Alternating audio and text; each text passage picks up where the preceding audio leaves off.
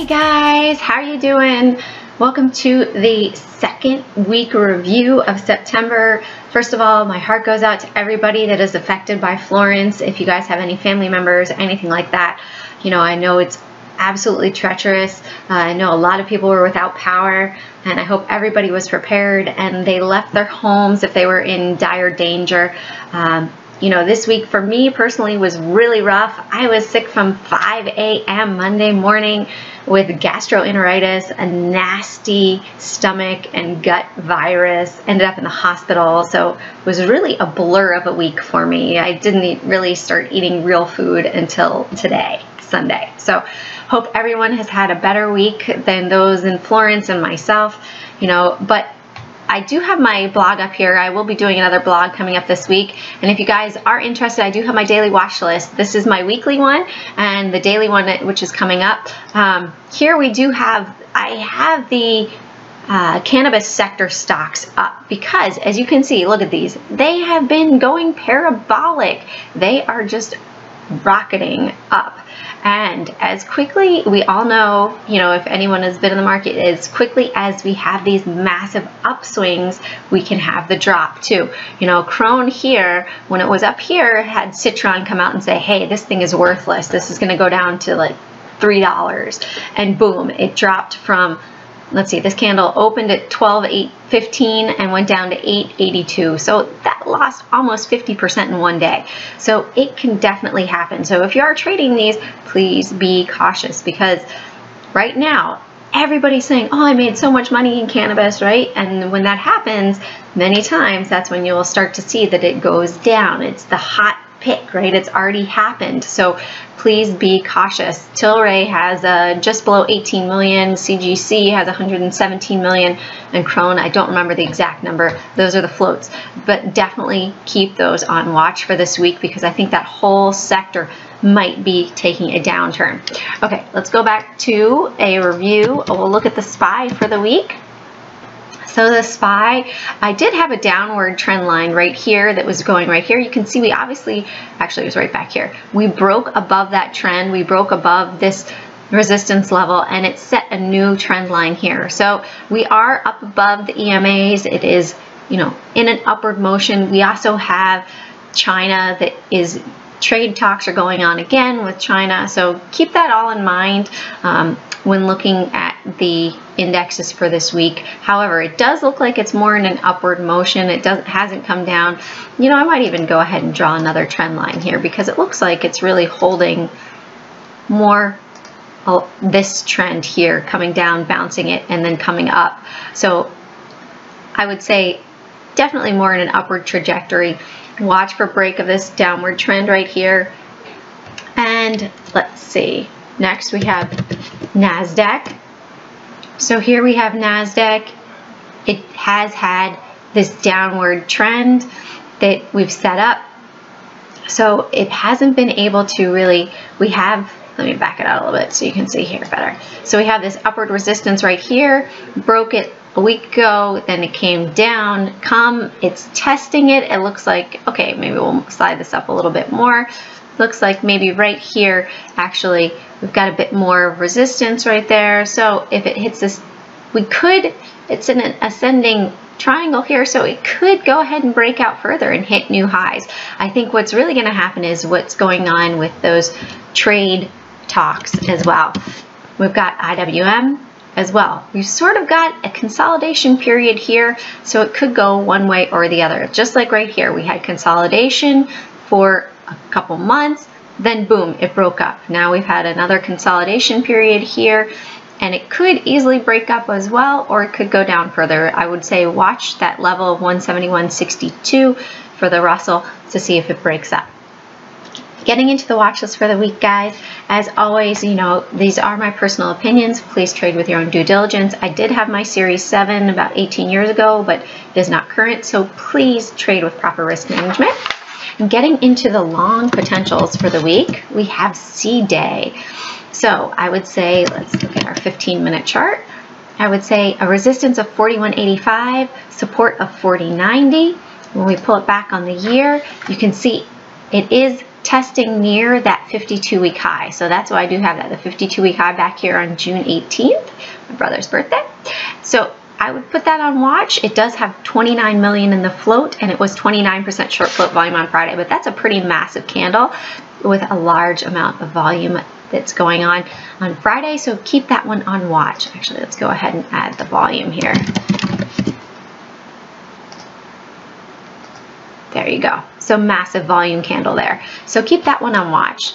And next one, we have Iiiv with support of 2250 right here and resistance of 2332. Did set new 52-week highs on Friday. It does have 8.99 million in the float and 21.54% short float volume on Friday, as you saw on the chart, the yearly chart. So we had the IPO back June 21st.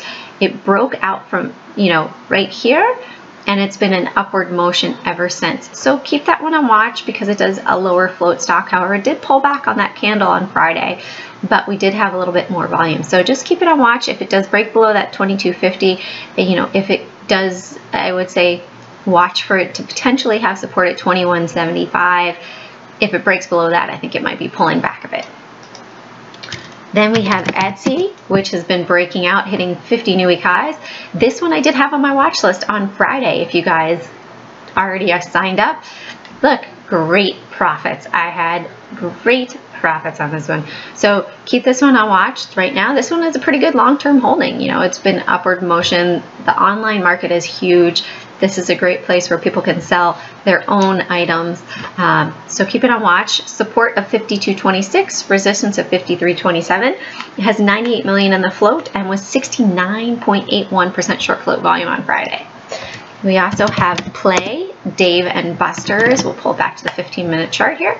61.08 support and 62.86 or 62.90, 63 even, that break of that whole number for resistance. And on the 1-year chart, you can see they had earnings on Friday. It ran up. For sure some shorts got hurt on that one, but it is hitting 52-week highs. So look at that for potential breakout further. Many times you will see that it'll be, a good 3 days of action. Just like back here, we had nice upward action after earnings, and then it pulled back a little bit and then continued up. So keep that one on watch. It does have 38.85 million in the float and 51.59% short float volume on Friday. And last one, a little penny stock. So here we have support level, I would say, of 150, resistance of 156, closed at the top of the day on Friday. So many times you will see that you will have a bit of a squeeze going into Monday. And this one does have a lower float of 14.03 million, 55.99% short float volume on Friday. And you can see breaking out like crazy here for the year. It is not an all-time high. However, I would say it looks like if it does break 184 and then 220, those would be the levels to watch for further run up to 275 before pullback potentially. But you can see this did have a massive run up before back in 2014 where it ran up fairly quickly. So this could just be the first upward move. We have higher volume for the week overall. So keep it on watch. Getting into our potential shorts for the week, we have Costco. Let's pull it back to our 15-minute chart. So you saw they did have a big run up. It was hitting highs, and now it's starting to pull back. I would say support of 234.47, resistance of 235.79. It does have 431 million in the float. So we did hit the 52-week highs. It's pulling back. It's starting to break down below the EMAs. And it looks like potential support level here, 233. If that does break down further down to 229.50 area, 230. And then if that breaks, you're looking down further down in 225 area. So keep that one on watch. We have Fizz as well. Now Fizz is a lower float. So if you do get into this as a short, please be careful because it will have big upward and downward swings to it. I would say a support of 116.87, resistance of 117.73. Does have 11.6 million in the float. However, it has pulled back. It's had 2 red days breaking down below the moving averages. And it does look like it could test the support here if it broke 116.90 down to 116, and then if that breaks down further down to 113. All right, next one we have Walmart. We'll go to our 15-minute chart. I would say, you know, resistance of 94.80, support of 94.50, and then below that, really test of 94. Now, if you pull it back onto the daily, you can see we did have this gap up here, and it tested it once before, and now it looks like it's testing it again. So if it does break down, we've got potential downside here to 90.73. So it could be a good $4 move to the downside on Walmart if it does break that support level of 94.50 down to 94, which was the pre-market low on Friday morning. And it does have 1.4 billion in the float. So once that train starts moving in one direction, watch out because it can continue. And then, like I said before, we have Tlry. So Tlry has gone parabolic since it had its IPO back in June 19th, opened up at 23.05, and now look, it ran all the way up to 127. That's a $100 move in 3 months. Ridiculous move, which is power of low float, of course. So here we have, it started to pull back. It did open lower and ran up, and then it pulled back. But I would say, you know, it's got a wide range to it. I would say a support of 99, resistance of 110, and look for this. If this level breaks here, we're probably going to see it come back down to 84 area, potentially down to 74, 75 before it might find support. You can see it's sort of setting up like a head and shoulders, right? So if we have, this is shoulder one, and then we have the head here, and then it's going to pull back, and then a bounce, and then further down. So just keep it on watch because it is lower float. People have been buying into it because some shorts have been getting squeezed too. But when it drops, it could really drop quickly. And also on that front, I have CGC as well. CGC, which had a massive explosion, but CGC has some validation behind this growth because they did have the partnership with Constellation. So CGC, I had it traded it for a longer term swing down here from you know, 24 up to 52, and then got out. And now looking for potential longer term entry. But for this one, I would say watch out until it really finds a base. I think it could potentially drop before we see a run up. Also, the whole cannabis sector is going to be going legal in Canada October 17th. So this could just be a temporary pullback, or this could be a massive pullback before a bigger run up. But I would just be extra cautious right now until a direction is chosen. But I am looking at it more on the short side right now. So support of 43.72 before further pullback, and resistance of 47.32. You can see this is where I've got those numbers. So we did have that massive drop where it dropped pre-market down to 40.75. Then it ran up all the way up to 47.62, pulled back. However, you can see this does look like a pretty strong resistance. It looks like maybe there's a computer up there that's potentially selling.